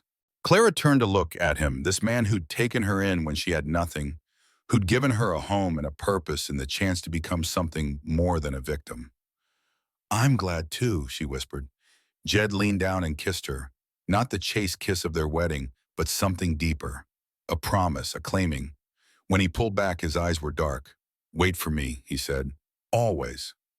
Morning came too soon, the sky just beginning to lighten when Jed saddled Thunder and prepared to ride. Claire and Tommy stood in the cold to see him off, both of them bundled in coats, breath making clouds in the frozen air. Jed swung into the saddle, then looked down at them. His family, strange and new and more precious than all the silver in Colorado. Take care of each other, he said. We will, Kerburn, Clara promised. And Clara, if Ashworth comes back, if he tries anything, you shoot first and ask questions later. Understand? I understand. Jed nodded once, then urged Thunder forward. Clara and Tommy watched until he disappeared over the ridge, swallowed by the white landscape in the weak morning light. He'll be okay, Tommy said, though his voice shook slightly. Pa always comes back. I know. Clara put her arm around the boy's thin shoulders, and we're going to make sure there's a home for him to come back to. They turned and walked back to the house, two figures against the vast emptiness. Behind them, the sun continued its slow climb over the mountains, painting the snow in shades of gold and rose. And ahead of them, 3 days stretched out like an eternity, full of unknown dangers and impossible choices. But they would face it together. Whatever came, they would face it together. That was what family did. The first morning without Jed, Clara woke to find Tommy already dressed, standing at the window with his rifle. The boy hadn't slept much. She could tell by the dark circles under his eyes, the tense set of his shoulders. Anything? She asked. Well, nothing yet. But they're out there. Clara joined him at the window. The landscape looked peaceful, snow glittering in the weak dawn light. But she felt it too, that prickling awareness of being watched. We should do the chores, she said. Keep everything normal. Tommy nodded. They moved through the morning routine in tense silence. Clara milked Mabel with steady hands, collected eggs without flinching from the pecks. Every skill she learned in the past 2 weeks had become survival instinct now. By mid-morning, Tommy found the tracks. Clara, his voice was tight, north tree line. She followed him through the snow. There, clear as day, were hoof prints. 4 horses, maybe 5. They'd circled the property, staying just inside the tree cover where they couldn't be seen from the house. How long, Claire asked. Since before dawn, they've been watching. Tommy's jaw set in that stubborn way that was pure Jed. They know Pa's gone. Clara studied the tracks, reading them the way Jed had taught her. Fresh, recent, deliberate. Then we make sure they know we're ready. They spent the afternoon preparing.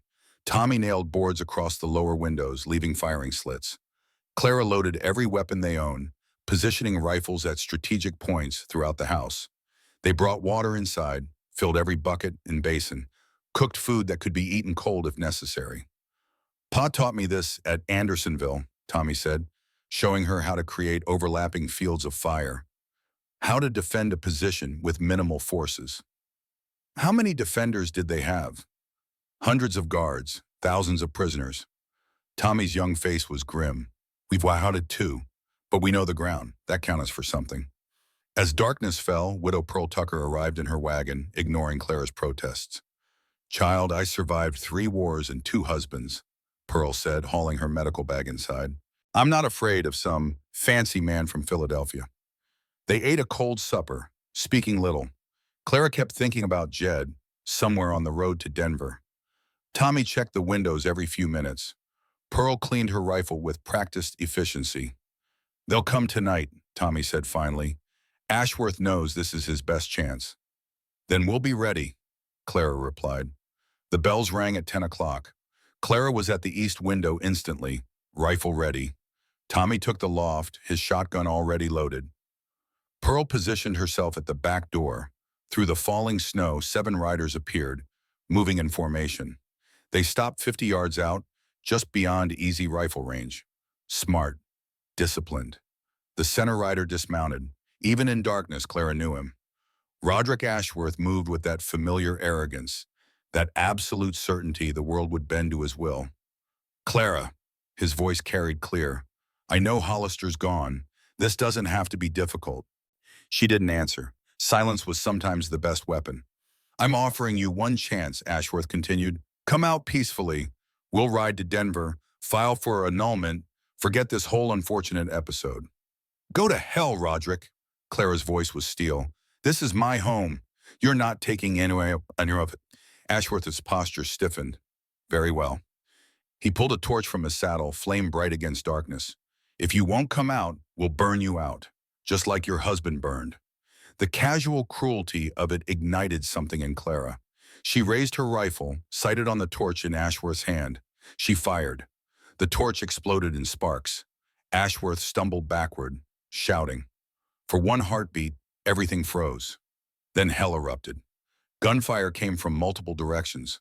Clara ducked as bullets slammed into walls, sending splinters flying. She returned fire. Methodical, controlled. Breathe, aim, squeeze.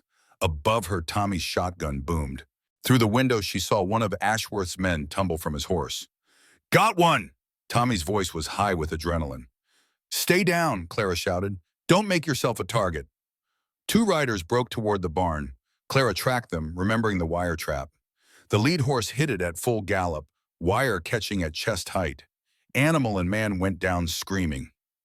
The second rider tried to pull up too late. The traps worked. Tommy was reloading. 2 down, Pearl called. 5 left. The attack intensified. Bullets hammered the walls. Glass shattered. Pearl cursed and returned fire. Then Clara smelled it. Smoke. Fire, Pearl's voice sharp. West side! Through the window, Clara saw flames licking these up the outer wall, fed by kerosene-soaked rags. Another fire bloomed on the south side. Then the east. They were surrounding the house with flame. Clara! Tommy scrambled down from the loft. We need to get out. But Clara couldn't move.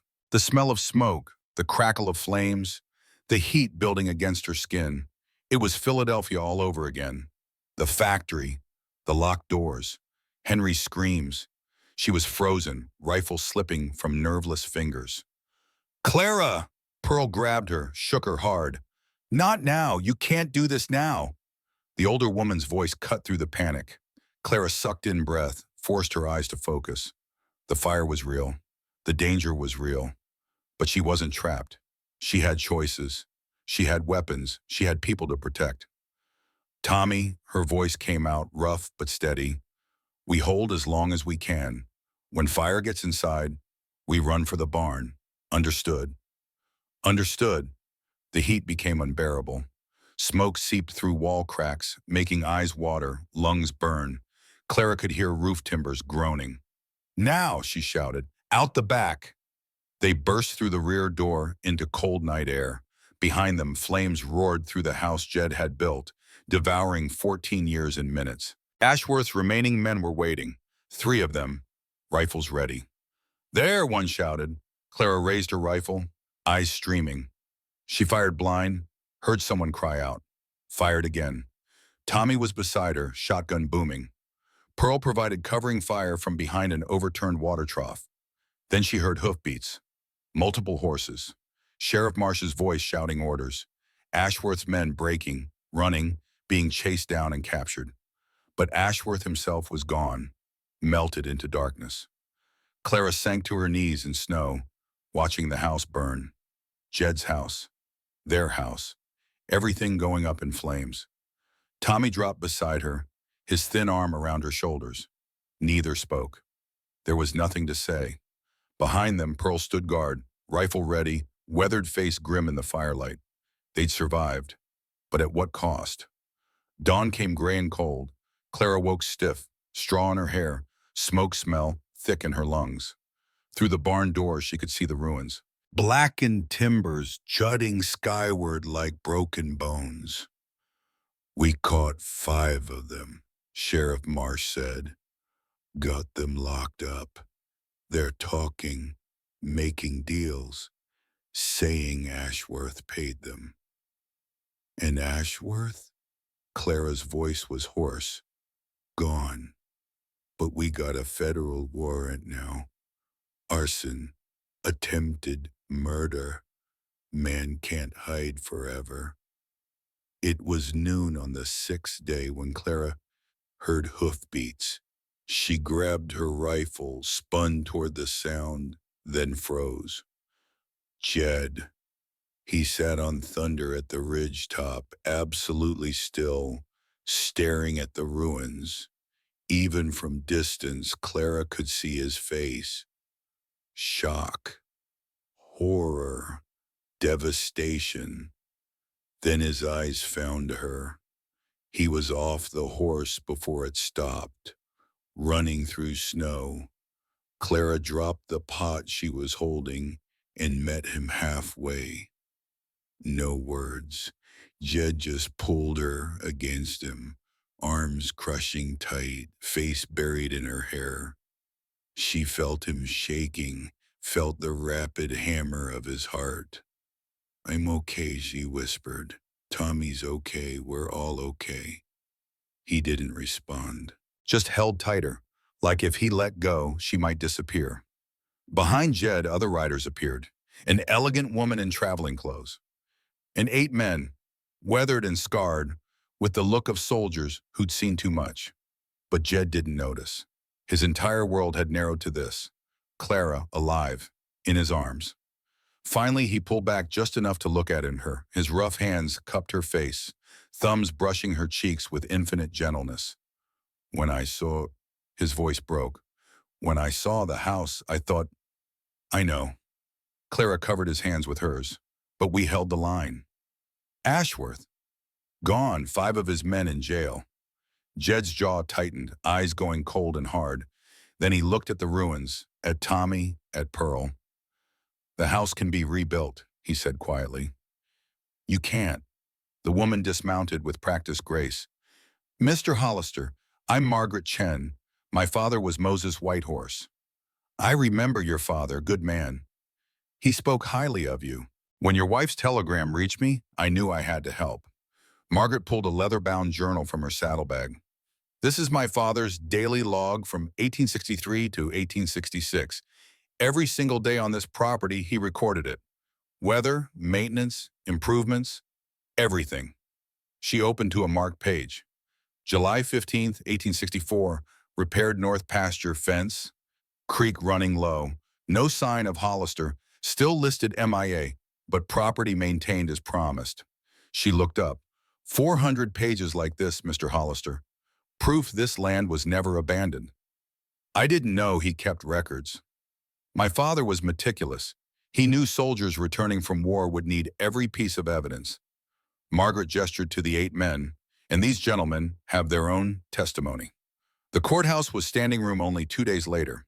The evening before the trial, Pearl Tucker pulled Clara aside with that look Clara had learned to recognize. The look that said the widow knew something important. Clara Hollister, Pearl said quietly, her weathered hands taking Clara's. I've been watching you these past weeks. The way you hold your stomach, the way you turned green at breakfast yesterday, the way you're glowing despite everything. Clara's breath caught. Pearl, you're carrying a child. I'd stake my reputation on it. For a moment, Clara couldn't speak. After everything the doctors in Philadelphia had said, after being told the fire had damaged her beyond repair, after accepting she'd never be a mother, are you certain? As certain as I've ever been. 2 months along, maybe a little more. Pearl squeezed her hands. Does Jed know? No, I wasn't sure myself. With all the chaos, I didn't even notice. Clara's hand moved to her stomach. A baby. Our baby. You need to tell him before tomorrow. That night, after Tommy was asleep, Clara found Jed sitting on the porch despite the cold, staring at the ruins of his home. Jed, she sat beside him. Pearl says I'm pregnant. He went very still. Then slowly he turned to look at her. Pregnant. About 2 months. From She paused. From before you left for Denver. From our wedding night, maybe. For a long moment, he said nothing, just stared at her stomach like he could see through fabric and skin to the life growing inside. Then his hand reached out, hovering uncertain. May I? Clara guided his hand to her belly. Nothing to feel yet, but the warmth of his palm was everything. A child, he said, his voice rough with emotion. After everything we've been through, after losing the house, after nearly losing you. He looked up at her, eyes bright. A child. Are you happy? Happy? Jed pulled her close. Clara, I'm terrified and grateful and more determined than ever to win tomorrow. Because now I'm not just fighting for land, I'm fighting for our baby's future. Our baby, Clara repeated, the words still strange and wonderful. Our baby, Jed confirmed, and I'll be damned if Ashworth takes that away from us. Judge Harrison called proceedings to order. This hearing will determine validity of Josiah Hollister's land claim, challenged by Roderick Ashworth on grounds of abandonment. Ashworth's lead lawyer stood. Your Honor, we will prove Mr. Hollister abandoned his claim for 6 months in 1864, forfeiting all rights. Proceed. The lawyer called his first witness, a man Clara recognized from the attack. The testimony was smooth, rehearsed, claiming the property sat empty throughout 1864. Margaret stood for cross-examination. Mr. Morrison, you testified you were in Silver Creek in July 1864, correct? Yes, ma'am. Then explain, Margaret produced a document.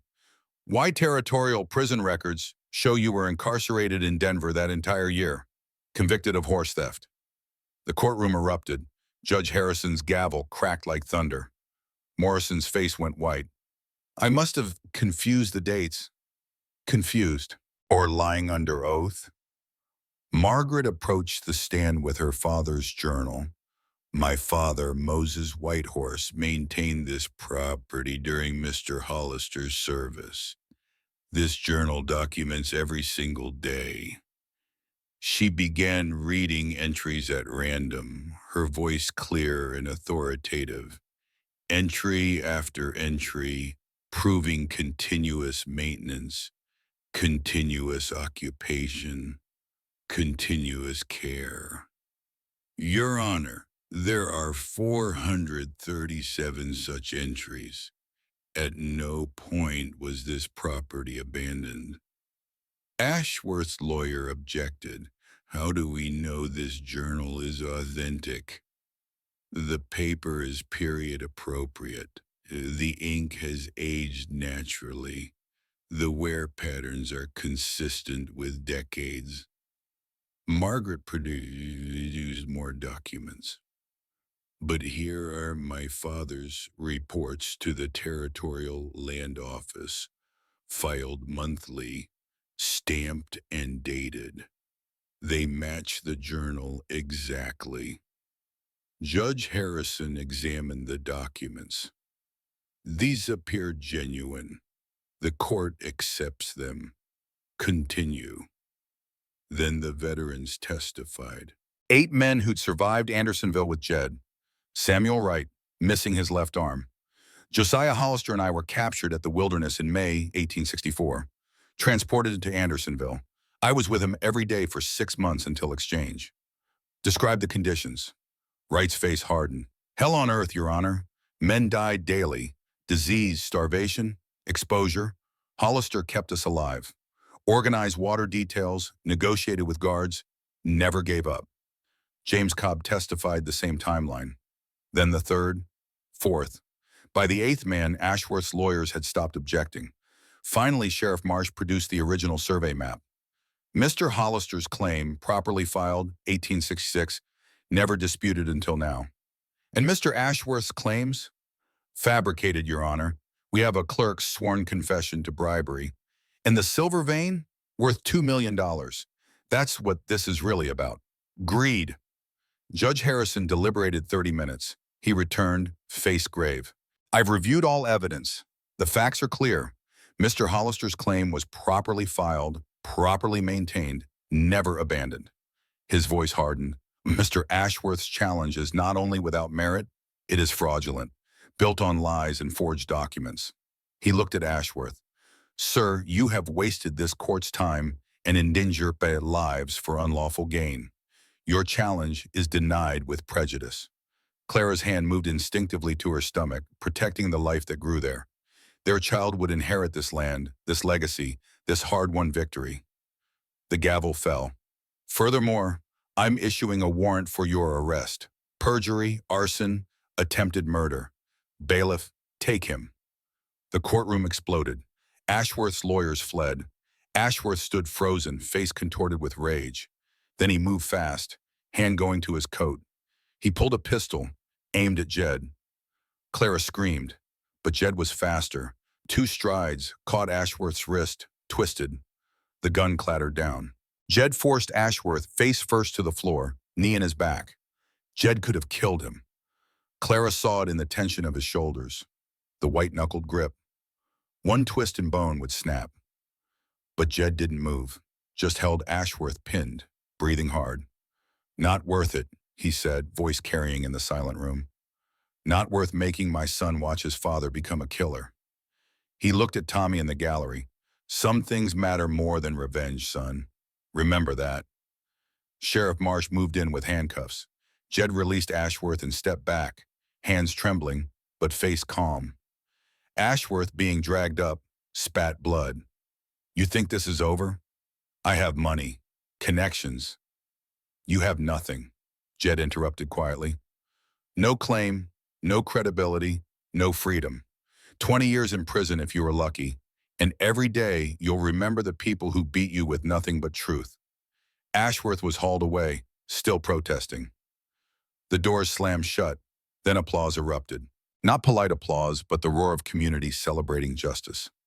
2 years later, spring came to the high country with wildflowers and new growth. The house Jed rebuilt stood taller than the original, with proper windows, a wide porch, and a stone fireplace. Clara knelt in the garden, hands in soil, planting vegetables. Beside her, Hope toddled on unsteady legs. The daughter born 8 months after the trial, the baby the Philadelphia doctors said could never exist. A living miracle with Jed's dark hair and Clara's determined chin, clutching a wooden spoon and babbling. Mama, Hope squealed, presenting a handful of dirt. Very nice, sweetheart. Clara accepted it gravely. But let's keep dirt in the garden. Hope giggled, a sound like bells. Across the yard, Tommy led a small pony in circles, teaching Hope to ride. At 14, he'd shot up 6 inches, voice deepening, shoulders broadening. But with Hope, he was infinitely patient. Hold the mane, just like that, he coached. You're a natural. Pearl Tucker's wagon rattled up. Brought pie, she announced, and town gossip. They ate dinner as the sun set, painting mountains gold and crimson. Jed had roasted chicken, Clara made biscuits, Tommy contributed wild greens. Hope sat in her high chair, smearing vegetables across her face with enthusiasm. After Hope was tucked in and Tommy retreated with his book, Jed and Clara sat on the porch, wrapped in a shared blanket. Mountains loomed black against stars. Do you ever regret it? Clara asked quietly. The advertisement, choosing me, everything after? Jed was silent a long moment. I regret a lot of things. The war, not being there when Ellen died, every animal lost to winter, every fence that broke. He turned to look at her. But choosing you, marrying you, fighting for our family, that's the one thing I got right. The only thing I'm completely sure of. Clara leaned against his shoulder. Even with all the trouble? Especially because of it. His arm came around her. You could have run, should have run, but you stood beside me. That's worth more than any house, any land, any silver. They sat watching stars wheel overhead. Inside, Hope made a small sound in sleep. Tommy's lamp flickered out. We built something good here, Clara said. We did, and we'll keep building. Jed kissed the top of her head. Whatever comes, we face it together. Together, Tim, Clara echoed, and in that moment she knew with absolute certainty she'd found what she'd been searching for. Not safety, not security, not a place without pain or struggle. She'd found home. Years later, Jed would sit on this same porch, gray hair white now, watching his grandchildren play in the yard where he'd first met Clara, and he'd think about the advertisement he'd placed, the desperate widow who'd answered, the life they'd built from nothing. People said a man was defined by what he built. Jed had built this house twice, once with young hands that didn't know better, again with scarred hands that had learned the hard way. But the house, the wood and stone and glass, that wasn't what mattered. What mattered was the people inside it, the love that filled the rooms, the laughter that echoed through the halls, the legacy that would outlast them all. Some called it luck, others called it fate. Jed called it by its true name, grace, the unearned gift of a second chance, the mercy of a woman who traveled 3,000 miles on 40 cents and hope, the stubborn refusal to give up when everything said to quit. That was worth more than all the silver in Colorado, worth more than any fortune or fame. It was worth everything. And as the sun set over the mountains one last time, painting the snow in shades of gold and rose, Josiah Hollister closed his eyes and knew, with the certainty of a man at peace, that he'd lived a life that mattered. Not because of what he'd built, but because of who he'd loved and who had loved him back.